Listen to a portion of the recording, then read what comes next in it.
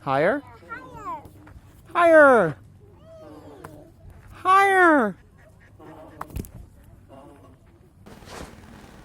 For this week's vlog, I decided to do an AMA, so let's jump straight into it.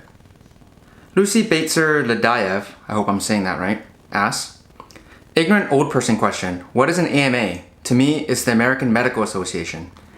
AMA stands for Ask Me Anything. The whole point is that I ask questions on social media, and then I answer them in this vlog. Doug Ziegler asks, why are you doing an AMA? You might remember last week's vlog where I did 10 things about me, and the response was pretty good there. People seemed very interested, so I thought I'd turn things around and see if there were any specific questions that people wanted to ask me. Russ C asks, boxers or briefs? Like our buddy Cosmo, I choose neither. Unlike Kramer though, there's more between me and you than just a thin layer of gabardine. Stephanie Cameron asks, what temperature is orange? Well, according to this graph on Wikipedia, it looks to be about 2000 K. Jeremy Lim asks, do you feel more fulfilled in life now that you have a kid? In what ways? Which video game is your favorite? Yes, I would say that my life is more fulfilled now because I have a greater sense of purpose. There's more of a reason for why I'm doing what I'm doing that's bigger than myself. In terms of what video game is her favorite, we've been playing Street Fighter a bit on the Nintendo Switch and she enjoys that, but I would say that her favorite game is Mario Kart 8 Deluxe. She calls it Mario, or sometimes she says Mario on the motorcycle.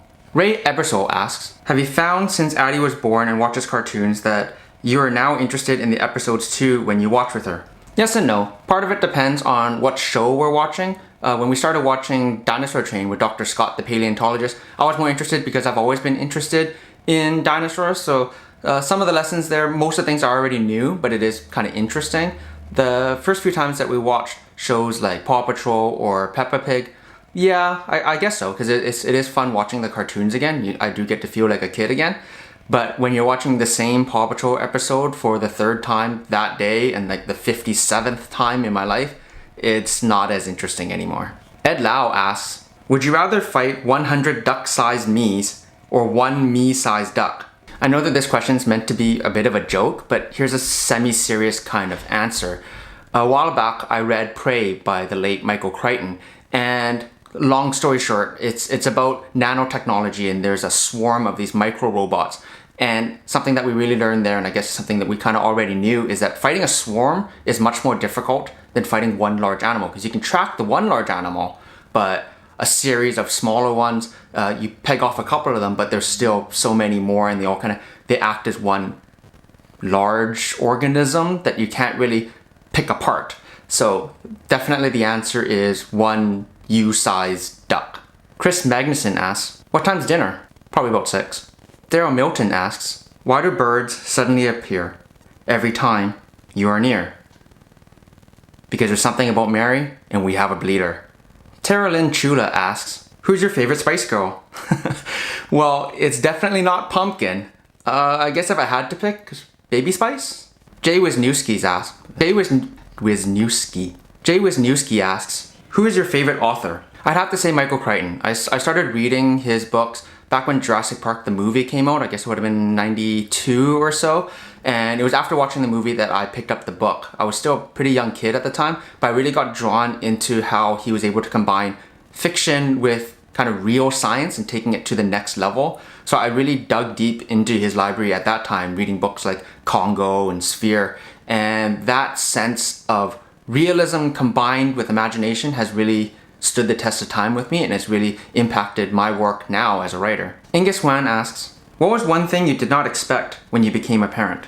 I guess the biggest thing for me is that I didn't realize how all-encompassing it was going to be. I knew that it was going to be a big part of my life, but becoming a dad has really taken over my sense of self. You see this filtered through on what I write about on my blog, what I post on Instagram, what I talk about in this vlog. Becoming a dad has become such a central part of my personality and who I think I am.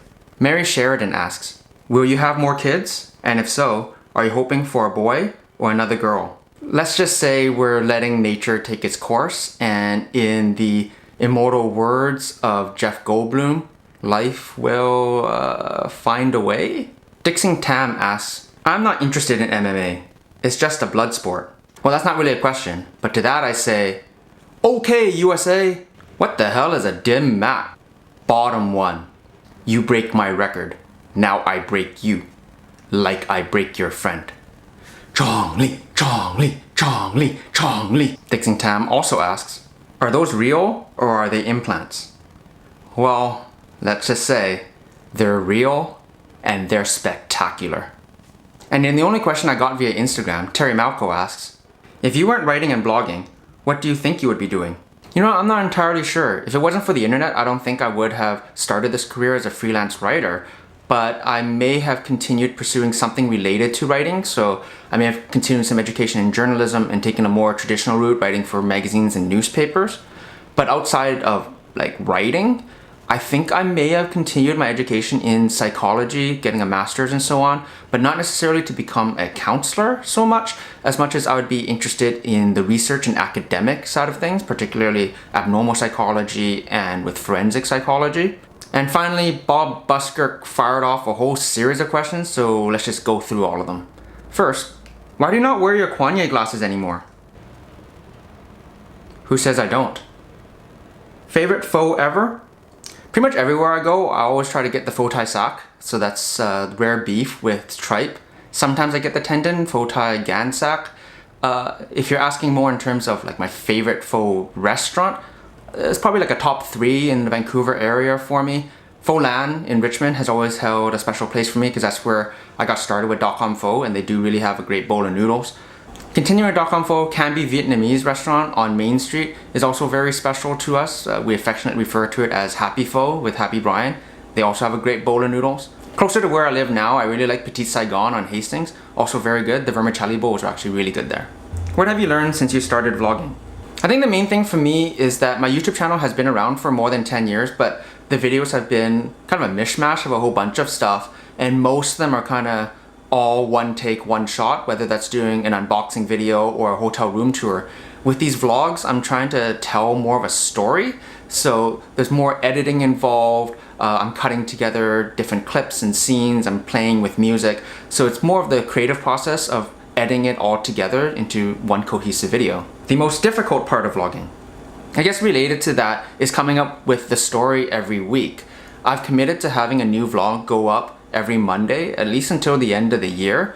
It was a lot easier in the beginning, and part of the reason why the vlog started in the first place is that I lined up like 3 events that I was going to go to anyway. So I decided to shoot video of those and kind of cut them together into a vlog, and it kind of snowballed from there. But some weeks are obviously not as interesting, and sometimes I struggle to find what I'm going to talk about each week. That's kind of how I ended up with the AMA this week and the 10 things about me last week, because I didn't really have anything in particular that I was going to.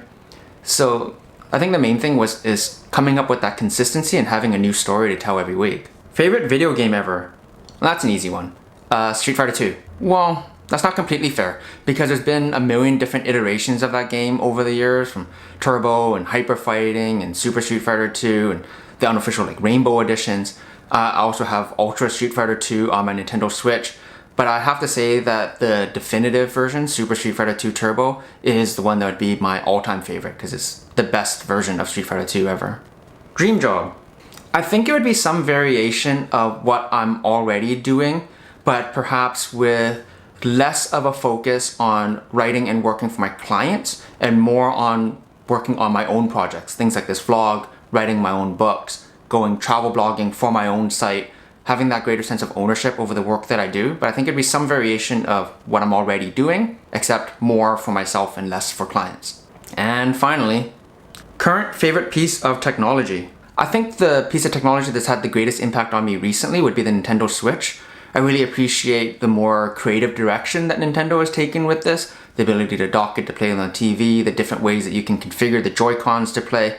I just wish the library was a little bit bigger. I also really like the current trend towards more mesh-based Wi-Fi for the home. I have the Linksys Velop here at home, and it's provided greater coverage throughout the home with faster speeds throughout. That's a great development in the consumer space. As far as like the best smartphone that's out right now, I'd probably say the Samsung Galaxy S8 Plus. It's the best phone that's out there right now. But the way that technology moves, I'm sure that's going to change in a few months. I haven't had a chance to play with the OnePlus 5 yet, for instance. The Note 8 is coming up. The Pixel 2 and Pixel XL2 are coming up. So There's always a lot of movement in the technology space, and my answer here will probably change if you were to ask me next week. Alright, so that wraps things up. I hope you enjoyed listening to these questions and answers as much as I enjoyed providing them. If you are new around here, make sure you hit that subscribe button. I do put up a new video every Monday. Smash that like button if you like the Kwanye glasses. Leave me a comment if you have any feedback. And thanks so much for watching. I'll see you next week. Move, you have nothing to